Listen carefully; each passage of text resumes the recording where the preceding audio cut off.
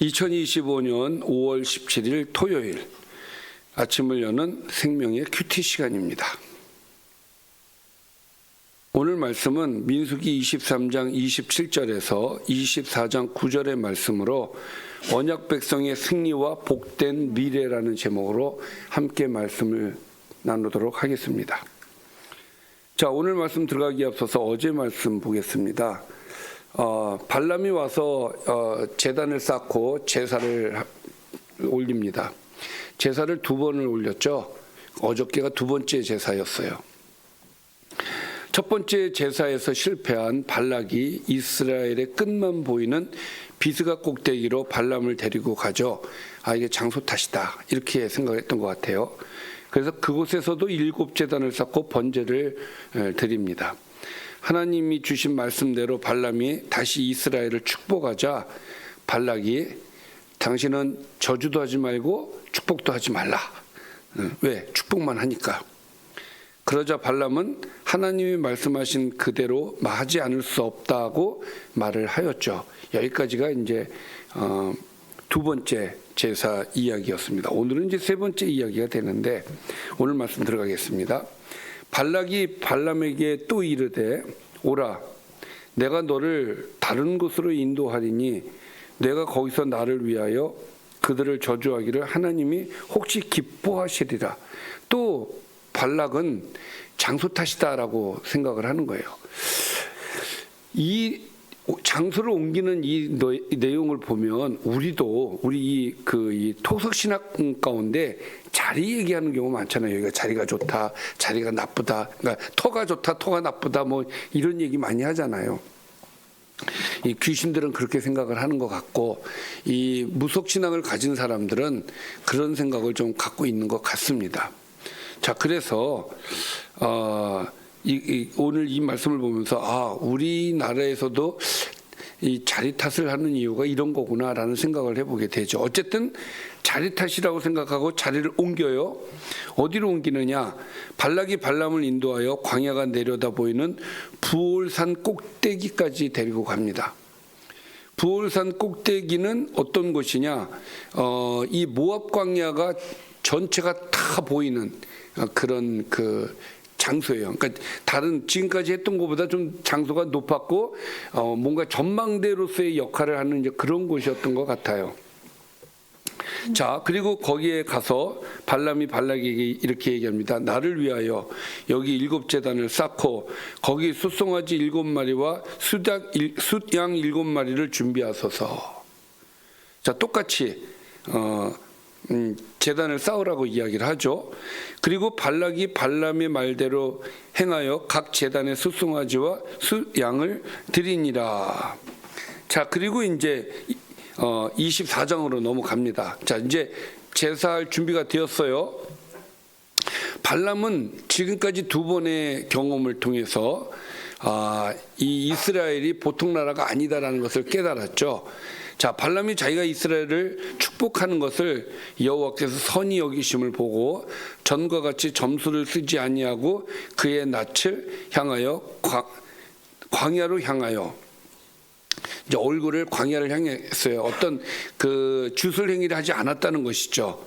자, 그리고 눈을 들어 이스라엘이 그 지파대로 천막 친 것을 보는데 그때에 하나님의 영이 그 위에 임하신지라. 그러니까 주술 행위를 하든 안 하든 하나님의 영은 임할 수 있다. 근데 여기서 이제 의아하게 우리가 생각할 수 있는 것은 하나님의 선지자도 아닌데 믿지 않는 사람인데 어떻게 하나님의 영이 임할 수 있느냐? 임할 수 있어요. 하나님의 뜻을 이루기 위해서는 충분히 가능합니다. 이것은 이 발람을 위해서 임하신 게 아니죠. 이스라엘을 위해서 하나님의 뜻을 위해서 그에게 이제 잠시 임하셨던 것이죠. 자, 그래서 그러니까 이것은 무엇을 알 수 있느냐? 막 열심히 주술 행위를 해서 신을 모신 게 아니다, 이 얘기예요. 하나님의 일방적인 행위였다라는 것을 알 수 있다라는 것을 말씀을 드리는 겁니다. 자, 그가 예언을 전하며 말하되 부올의 아들 발람이 말하며 눈을 감았던 자가 말하며. 자, 여기서 3번을 자신을 뭐라고 얘기를 하냐면 예언을 전하여 말하되 부올의 아들 발람이 말하는 것이고 눈을 감았던 자가 말하는 것이고 하나님의 말씀을 듣는 자. 뭐라고요? 하나님의 말씀을 듣는 자기가 하나님의 말씀을 듣는 자, 전능자의 환상을 보는 자, 엎드려서 눈을 뜬 자가 말하기를, 자신을 굉장히 부각을 시키죠. 근데 여기에서 보면 하나님의 말씀을 듣는 자, 전능자의 환상을 보는 자, 굳이 얘기 안 해도 되는 말을 하는 것은 이제 발람이 하나님을 만난 거잖아요. 평소에 하나님께서 발람을 만나지 않았을 거란 말이죠. 근데 이번에 좋은 경험을 한 거예요. 발람의 입장에서는. 그는 깨달았어요. 아, 하나님이 전능자시구나. 그래서 하나님께 예언을 받았다라는 이야기를 지금 하면서 이제 예언을 하기 시작합니다. 야곱의 내 장막들이여, 이스라엘이여, 내 거처들이 어찌 그리 아름다운고. 아름답다라는 그 말의 의미가 무엇이냐? 그 벌어짐이 골짜기 같고 강가의 동산 같고 여호와께서 심으신 침향목들 같고 물가의 백향목들 같도다. 그러니까 무슨 얘기예요? 이 농사 짓고 이런 어떤 하나님께서 풍성한 어떤 경제적 은혜를 주셨다라는 이야기를 하는 거예요. 많은 풍요로움을 주셨다라는 것이죠. 그가 물통에서는 물이 넘치겠고 그 씨는 많은 물가에 있으리로다. 그의 왕이 아각보다 높으니 그의 나라가 흥왕하리로다.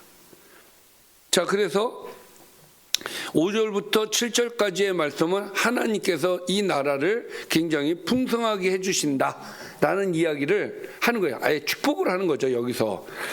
이것이 하나님의 계획인 것입니다. 이 계획을 누구에게 알려주는 거예요? 발락에게 알려주는 거예요. 발람을 통해서 발락에게 알려주는 것이죠. 또 두 번째, 하나님이 그를 애굽에서 인도하여 내셨으니 그 힘이 들소와 같도다.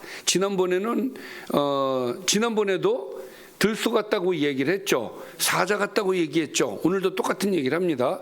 무슨 얘기야? 힘이 세다는 얘기를 하는 거예요.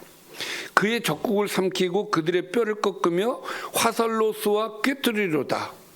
전쟁마다 이길 것이라는 얘기를 하시는 거고, 꿇어 앉고 누움이 숫사자와 같고 암사자와 같으니 굉장히 민첩하다라는 얘기고, 일으킬 자 누구이랴? 너를 축복하는 자마다 복을 받을 것이요 너를 저주하는 자마다 저주를 받을지로다. 그러니까 힘센 강대국이 될 것이다라는 이야기를 두 번째로 해주시는 것이고, 세 번째가 너에게 축복하는 자는 복을 받을 것이다. 너에게 저주하는 자는 저주를 받을지어다. 여러분, 이 말씀을 잘 들으시기를 바랍니다. 자, 그래서 이렇게 발락이 원하는 대로 저주를 한 것이 아니라 발람은 하나님이 시키는 대로 축복을 하였다. 근데 그 축복의 내용이 풍성함을 주시겠다, 강하게 해주신다. 누구를? 이스라엘을. 그리고 이스라엘을 건드리는 사람들은 저주를 받을 것이다. 이런 이야기를 오늘 말씀을 통해서 주신 것입니다. 오늘 말씀 여기까지입니다. 말씀 정리해 보겠습니다. 발락이 다른 곳, 즉 광야가 내려다 보이는 부올산 꼭대기로 발람을 인도합니다. 그곳에서 7제단을 쌓고 번제를 드리고는 발람에게 이스라엘을 저주할 것을 요구합니다. 이스라엘의 진영을 바라보는 발람에게 하나님의 영이 임했습니다. 발람은 또다시 이스라엘을 축복하는 예언을 합니다. 참, 오늘 말씀도 어제와 비슷하게 하나님께서 이스라엘을 위해서 이렇게 열심히 일하고 계시는구나, 하나님의 은혜 안에 있구나라는 이야기를 반복해서 오늘 얘기하는 것보다는 다른 말씀을 드린다면은 이스라엘을 축복하는 자에게 복을 주실 것이고 이스라엘을 저주하는 자에게는 저주를 할 것이다. 그 얘기는 뭡니까? 이스라엘이 아니더라도 이스라엘 주변에 있는 나라들이 이스라엘을 위해서 협력하고 도와주고 정말 축복해 주는 나라라면은 하나님께서 그들에게도 복을 주신다. 뭐 부모 입장에서도 그렇죠. 우리 자식들한테 잘하는 사람들에게 나도 그에게 잘해주고 싶은 것처럼 하나님의 마음이 그런 거예요. 그런데 내 자식을 아주 괴롭히고 못 살게 구는 사람이 있으면 나도 부모 입장에서는 저놈을 어떻게든지 좀 그렇지 혼을 내줘야겠다 이런 생각 갖지 않겠어요? 그런 거예요. 따라서 우리가 이 말씀을 통해서 한 가지 생각해야 될 것은 우리가 그리스도인을 향해서 모든 그리스도인들 영적 이스라엘을 향해서 우리가 복을 빌어줘야 되는 것이지 성도들 간에 저주하는 이야기, 그러니까 부정적인 이야기를 하게 되어지면 그 저주가 고스란히 나한테 오는 거예요. 복을 빌어주면 그 복이 나한테 와요.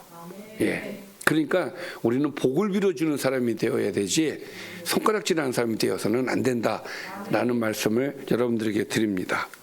기도하겠습니다. 살아계신 아버지 감사합니다. 하나님께서는 끝까지 이스라엘을 지키시고 그들에게 복을 주시는 하나님이신 것을 알려주셨습니다. 사람이 어떤 계략을 가지고 넘어뜨리려고 한다 할지라도 하나님께서 지켜주시기 때문에 우리는 그 안에서 평안함을 누릴 수가 있습니다. 우리 모든 사랑하는 성도들이 평안함을 누릴 수 있도록 인도하여 주옵소서. 예수님의 이름으로 기도드리옵나이다. 아멘.